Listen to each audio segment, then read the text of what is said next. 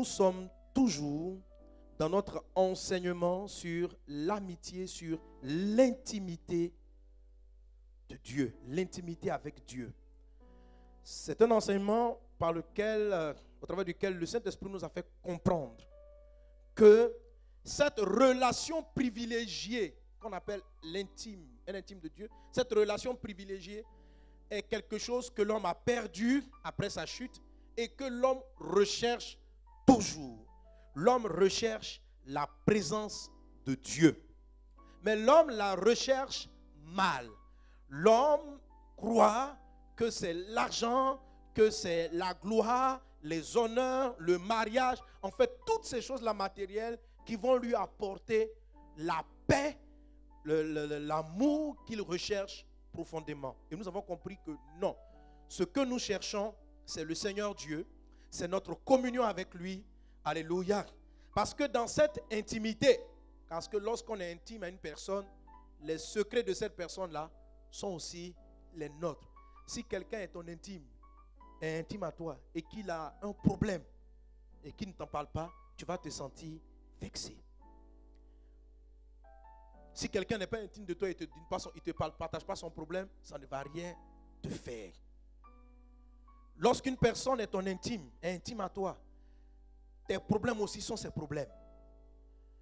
Tu n'as pas besoin d'expliquer à ton ami intime que tu es malade et que tu es à l'hôpital pour qu'il se déploie. Dès qu'il a la nouvelle, il est le premier sur les lieux. Tu n'as pas besoin de lui exposer tes besoins financiers parce qu'il te connaît.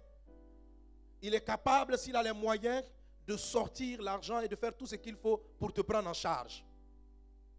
Très souvent, nous sommes amenés à prier pour toute chose, tout simplement parce que nous ne sommes pas dans cette dimension-là d'amitié profonde avec notre Créateur.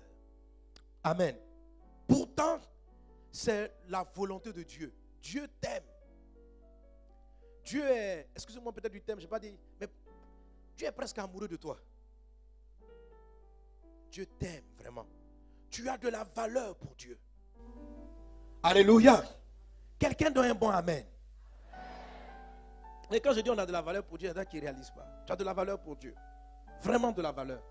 Et la semaine dernière, j'ai écouté un des orateurs, le docteur Mensa Otabil, vraiment, qui a donné un message, c'est vrai que nous connaissons, mais il a fait ressortir une telle profondeur qui nous a donné de comprendre vraiment combien nous avions de la valeur.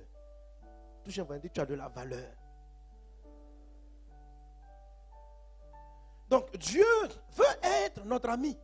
C'est-à-dire, chaque fois que nous avons une douleur, il est là à nos côtés. C'est la raison pour laquelle, tout à l'heure, j'ai sorti le nom Emmanuel. Emmanuel, qu'est-ce que c'est? C'est le nom qu'on a dit, on dit Jésus va s'appeler Emmanuel. Mais en fait, on n'a jamais appelé Jésus Emmanuel. C'est tout simplement cette action. Emmanuel signifie littéralement Dieu est parmi vous. C'est ce que ça signifie. Donc quand on va l'appeler Emmanuel, Dieu est en train de dire je serai toujours là. Amen. Donc Jésus est là. Lorsque nous avons des problèmes, Jésus est là, il agit. Jésus nous tend la main. Jésus veut notre amitié. Mais vous savez, la notion de l'amitié est une chose qui est réciproque. Quelqu'un est-il avec moi? Amen. Moi, je peux vouloir être ton ami. Mais si tu n'as pas envie d'être mon ami, nous ne serons pas amis. Je peux désirer t'accompagner. Mais si toi, tu ne désires pas m'accompagner, il n'y a pas d'amitié. Ça sera simplement, je dis, j'aime bien ce monsieur. J'aime bien cette dame. Mais bon, elle ne me considère pas trop. Et c'est dans cette situation-là que nous nous trouvons. Avec un Dieu qui a beaucoup de considération pour nous. Mais nous, parce que nous sommes focalisés sur certaines choses qui nous distraient, nous ne percevons pas cela. Alors l'homme de Dieu a fait ressortir la valeur que nous avions pour le Seigneur. Est-ce que quelqu'un est avec moi? Est-ce qu'on est ensemble? Et il est parti sur la base de ce que la Bible appelle la rédemption. Dis avec moi la rédemption. Vous avez déjà lu ça dans la Bible, non? Hein? Voilà, la rédemption. C'est un mot qui peut être grand, mais il est simple. Il veut dire racheter. Racheter. On dit acheter quelque chose. La Bible dit que nous avons été rachetés par le sang de Jésus. Amen.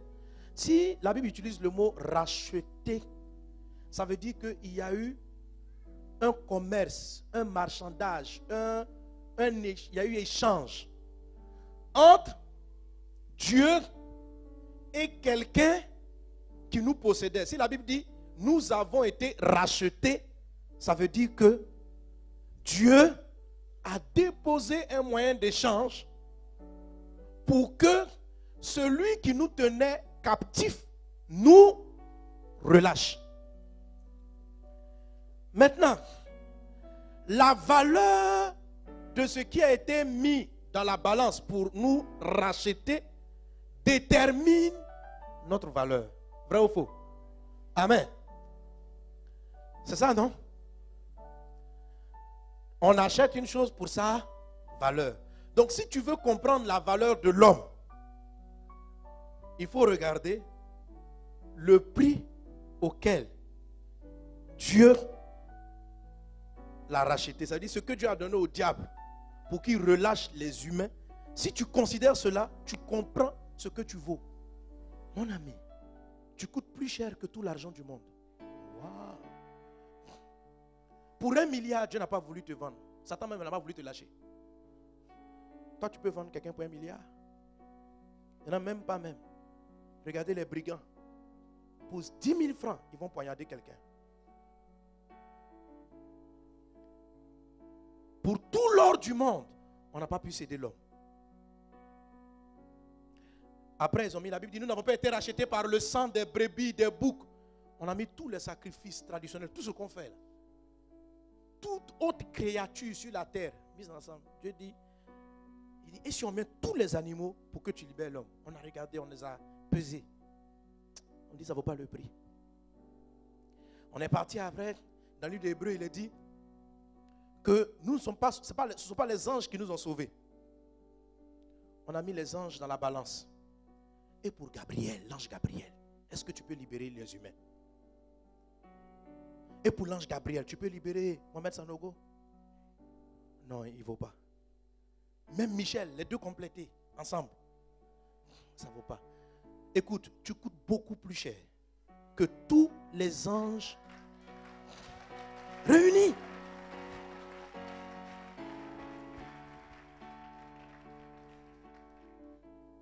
Et on a regardé, il n'y avait rien pour pouvoir acheter l'homme. Il restait une seule chose. Je dis, mon fils, Jésus.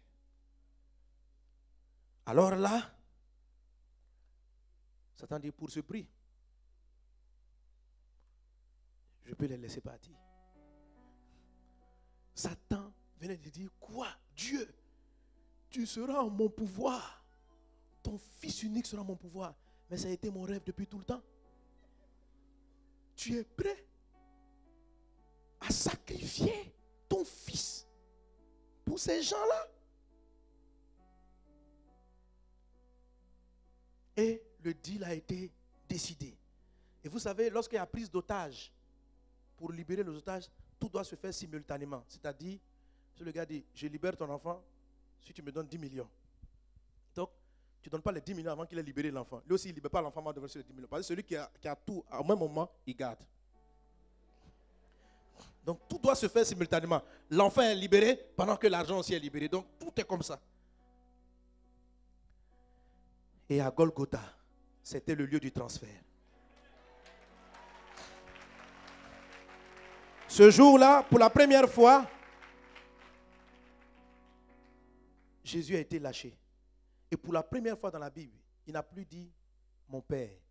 Jésus a appelé son Père mon Dieu. Parce qu'il a senti cette coupure. Dieu l'a lancé. Pendant que le diable aussi te libérait. Satan te libérait de toutes les maladies qu'il te donnait. Satan te libérait de... Parce que tu étais sa propriété, il pouvait te rendre malade, bloquer ton destin, bloquer ton futur, bloquer tes avancées, détruire ta famille, parce que tu lui appartenais. Mais ce jour-là, Dieu a laissé partir son fils pour que toi, tu puisses être là. La Bible dit, nous avons été rachetés à un grand prix par le sang de l'agneau. Nous avons été rachetés, on nous a échangés. Et ce jour-là, il y a eu l'échange pour que moi, Satan n'a plus rien à voir avec moi. Je ne lui appartiens plus.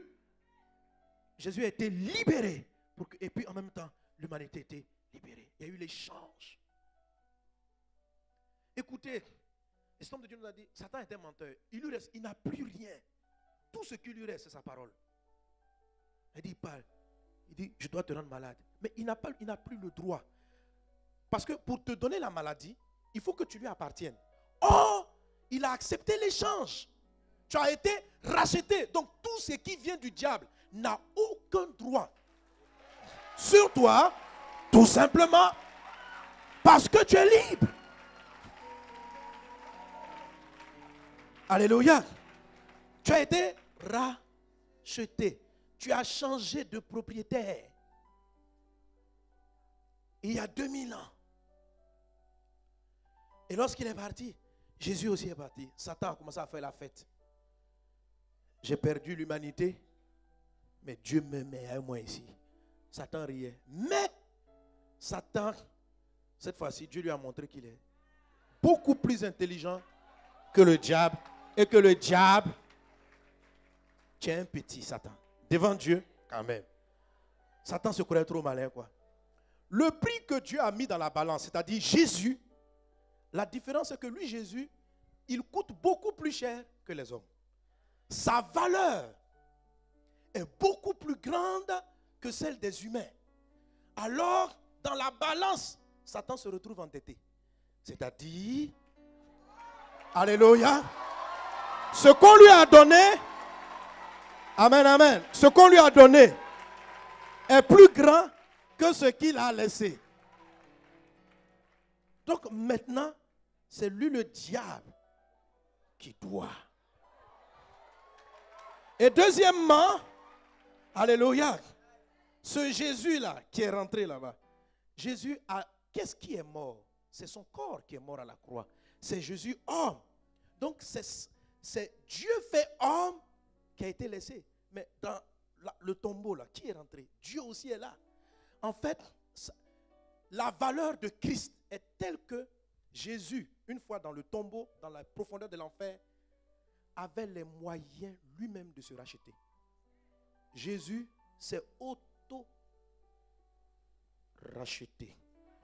C'est ce qui fait sa résurrection. C'est pourquoi, alléluia. Donc il y a eu un deal encore. Il dit, tu ne peux pas me garder ici. Il dit, comment tu peux me garder? Il dit, l'homme vaut combien? Il dit, l'homme vaut toi. Il dit, tu m'as eu en tant qu'homme.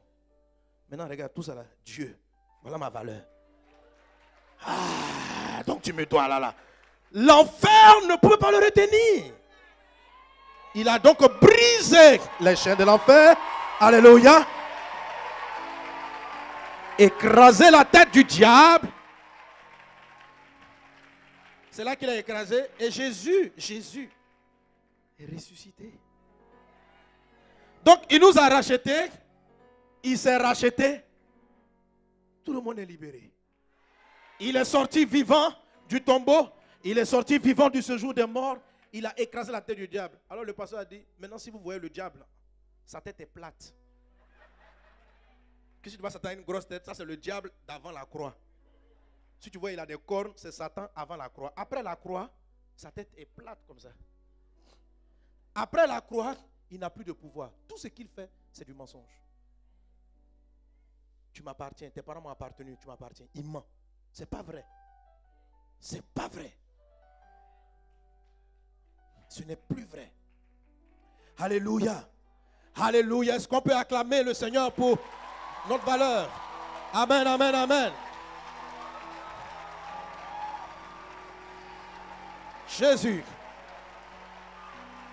Alléluia. Amen, amen, amen.